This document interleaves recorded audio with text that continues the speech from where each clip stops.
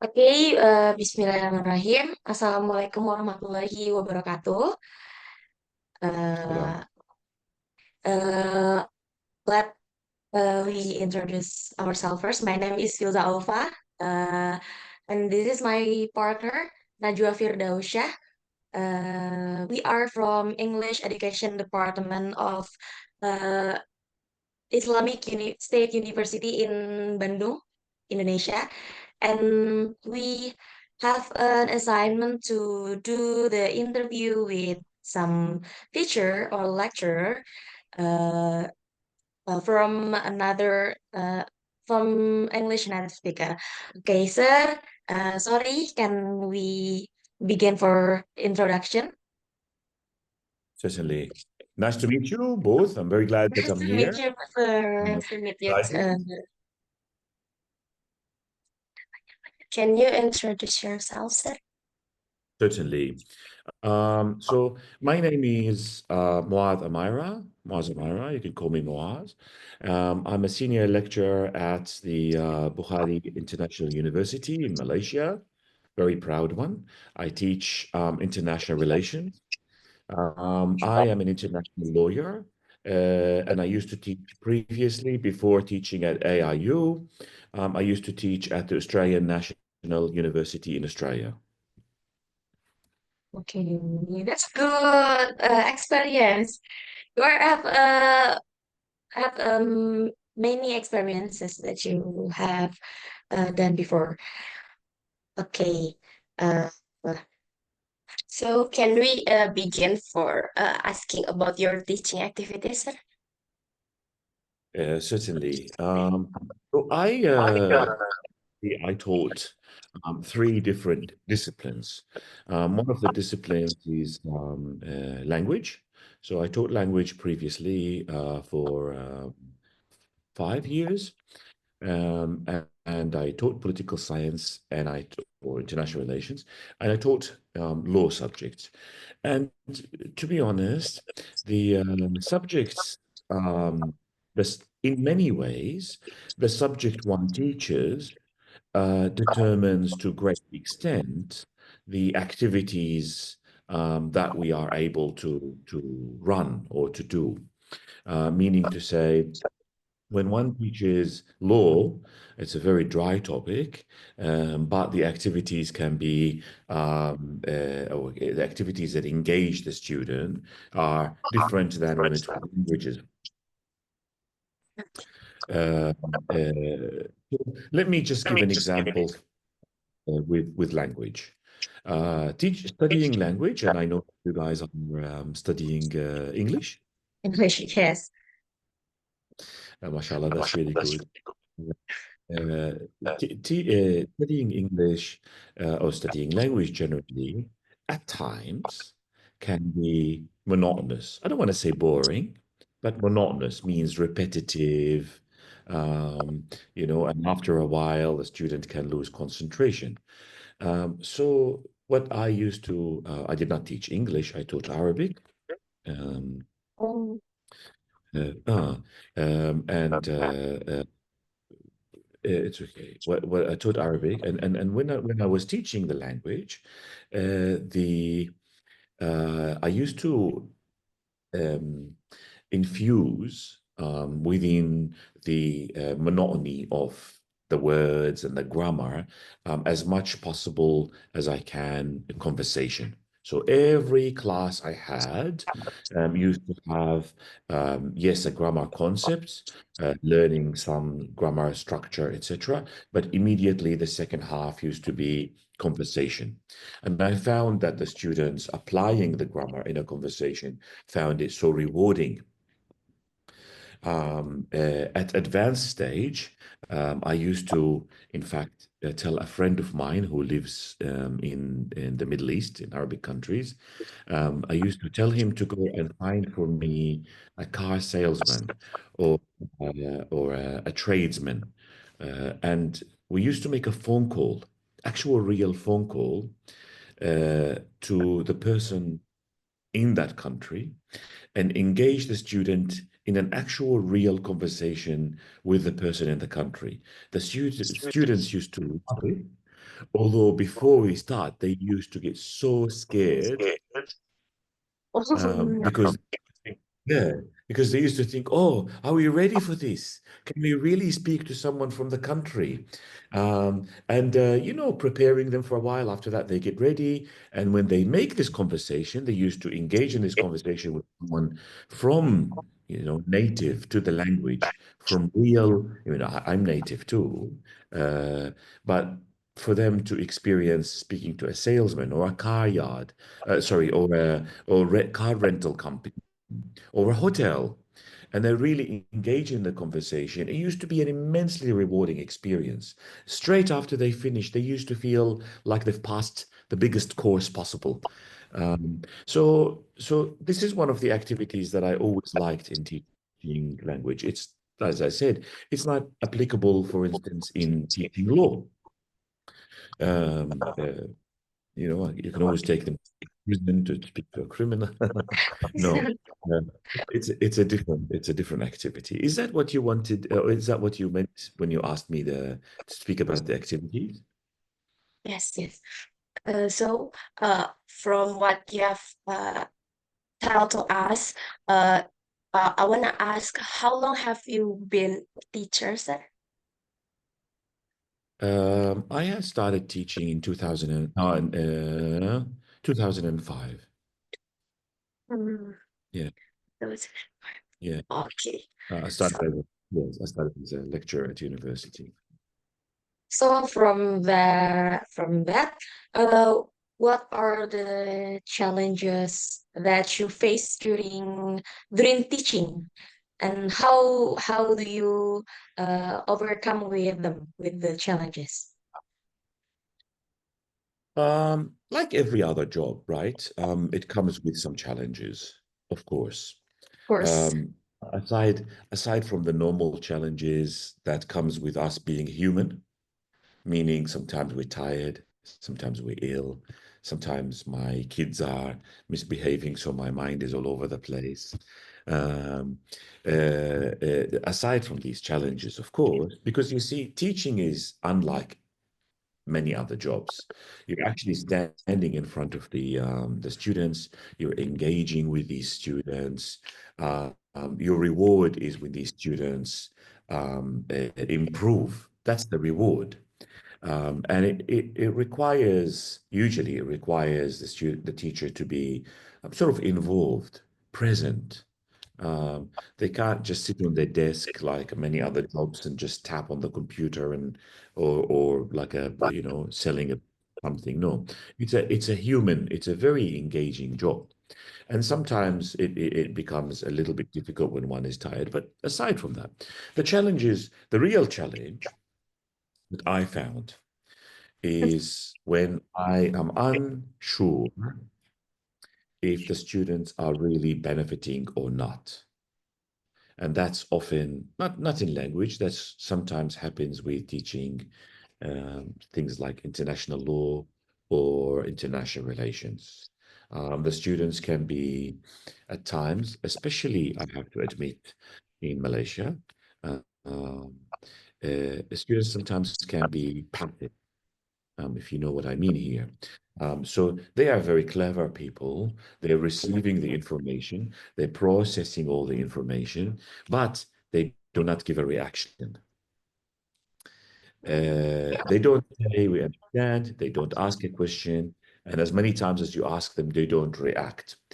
So, as a lecturer who is so keen and so my main objective is that the students understand, I have no gauge, no way of gauging how much did the student understand, except to ask them directly and sometimes make them think.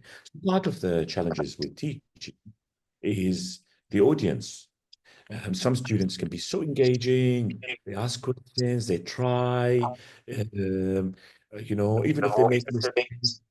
And that immediately gets the teacher more excited. And it gives the teacher also a gauge. Oh yeah, okay, I can focus on this point. I can, this point they understand. Now I can move on to the next point. It's just sort of two hands clapping together. So yeah, to summarize, maybe one of the challenges, not a very bad challenge, not too much of a difficult challenge, but still a challenge. And I like to say it to students mainly. If it's lecturers who's asking me the question, I may change my answer. But mainly to students, I like to tell them that one of the biggest challenges lecturers have is how much you're interacting with them, how much you're telling them you understand or you don't understand. Okay. So that's a great answer. Yeah, sir. So I want to ask again, what skills do you think that will be most important for future teacher in the next year, as you know? Okay. Skills for future teachers is, I guess, one of the things I would advise any person who wants to graduate and become a teacher is to ask themselves a very important question. Am I ready?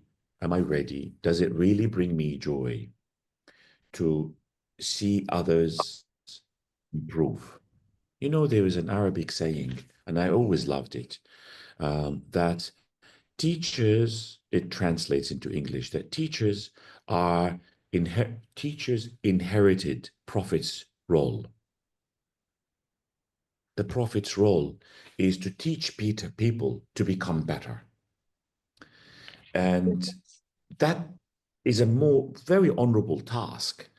So the first and foremost, in a philosophical perspective, from a philosophical perspective, first and foremost is to ask ourselves, you know, are we ready for this role? Are we ready for the challenge? Does it bring us joy? You know, does it bring us joy to give these students our time? Do we have the patience to do that? Because after we answer that question, and inshallah it's yes, you will be able and you'll be receptive to many other skills. And to name few, is to deal with the modern world and the IT world, sorry, AI new world, to deal with the challenge that the students currently are having, meaning they come from home having watched on iPad or on tablet 24 hours, and then they come to you and you have to wake them up to real life. The many other challenges that the teachers will have, undoubtedly will have, um, I think requires patience and requires passion. One of the first things teachers have to ask themselves is, am I ready to take the role that I've inherited from prophets, which is to dedicate myself to others? Hmm. Okay. Then we have to ask to ourselves, are we ready for being a teacher to teach someone, to yeah, to teach someone in the future? Yes. Absolutely. To be patient, to know that it's going to come with a lot of, you know, different students, being kids or grown-ups, you know. It's going to be with someone who's got difficulties. And if we judge them, if we look at them and say they are terrible and not think, okay, how can we help them? Then we have not inherited the most noble job. Our job is to be all the time patient, to search for ways to better these people, these students. Mhm. Okay, that's a good answer. So for the next question, I want to know, uh, what do you like for being a teacher? And like, what is the memorable moment of being a teacher? Uh, okay. I love being a teacher a lot, personally. I love um, helping the students. In Australia, the teacher is someone who gives information. in Australia, generally, the Western culture is based on individualism. The students come, they take the information from the teacher because they paid the fees, and then they walk home. In Indonesia, I know that for as a fact because I went and gave some courses in Indonesia, in Malaysia. Students look at the teachers as someone who not only give them information, but also give them a way to look at this world. Almost like a mentor. You know, what I love about being a teacher is that it actually makes me a better person. Because I think, well, if I'm not just someone who gives information, if I'm someone who is giving a way of looking at life, if I'm a mentor for someone, then being a teacher is also improving me and it's making me better. The students are making me a better person.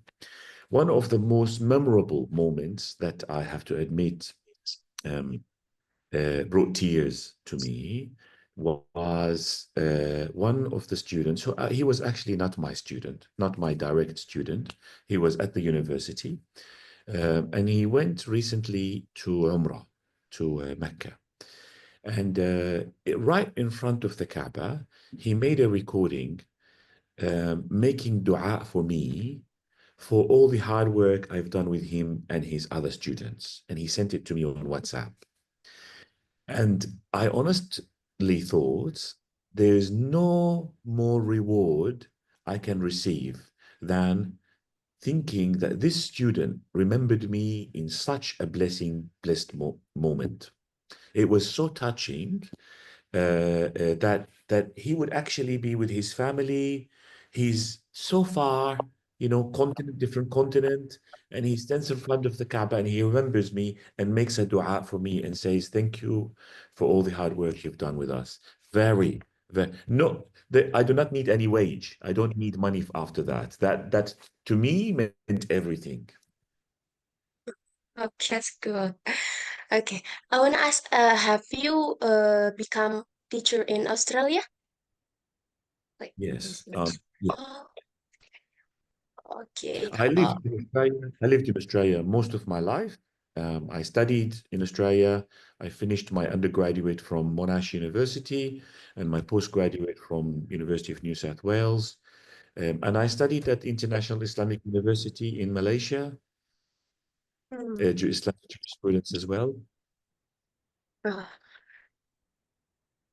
then can I ask? Sorry, first, can I ask your nationality? Actually, My Australian. nationality, yes, You're an Australian. Okay. yes. Okay, sure. Okay. But, but, Yeah. but with a Palestinian heart. Oh, Masya Allah. But you So live in Australian only, or I, I lived I lived in Australia. My nationality is Australian, but I'm a Muslim and my origin is from Palestine. Yes. so maybe we have arrived at the last question. At the last question, what are your goals for your teaching practice in the coming years? Uh, as a university lecturer, one of the things that always haunt us is how much do I know before I give. One of my goals is to increase my knowledge in some areas and open new courses for my students, like human rights, law, etc. Finding time for that is sometimes challenging, Yes, of uh, course. right? Um, but but also is great fun.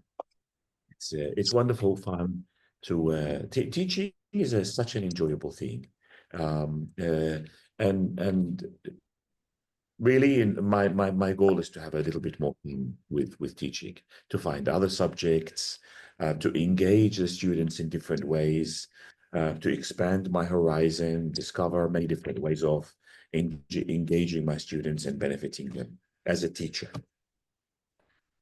Okay. That's a great goals. That can be the the New Year's goal, right? So, okay. Inshallah. So, uh, that's enough for our interview today. Thanks for your time. For your kindness to become our interviewee. Uh, so yeah, Thank you, we, guys. we That's wonderful. Thank you so much for inviting me. It's a yes. wonderful interview. You guys did brilliantly, and I am absolutely certain you guys will do wonderful teachers. Thank you, Inshallah, sir. we'll do Opinion. Uh, you are such a great motivator people for us, especially for us. Yeah. it. Uh, Thank you. we say in the last thanks again for you. So yeah, wassalamualaikum warahmatullahi wabarakatuh. And inshallah, if I come to Indonesia, I will visit the university and say hi to everyone. Okay, sir. We will wait your visiting here. Thank you so much. Say hi to everyone. Thank you Wonderful so day. much. Yeah, Assalamu can alaikum. we? Yeah, Sorry, Waalaikumsalam. sir. Sorry, sir. For documentation, can we take a picture first? Of course, of course. I'll have to fix my hair for that. Okay. Okay. Okay. Wait. Okay. Are you ready, sir? Yes. Okay. One, two, three.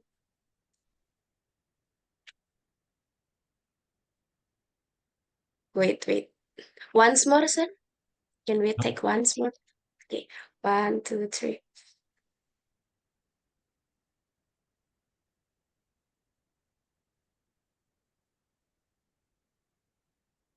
Okay. Is it good? Thank you. Thank you, sir. Okay. Send me the photo as well, huh? Okay. Sure, sir. Okay. All right. Good luck with your studies, guys. Thank you, sir. We ask your prayer. We will arrive to final test in the in Oh, next into next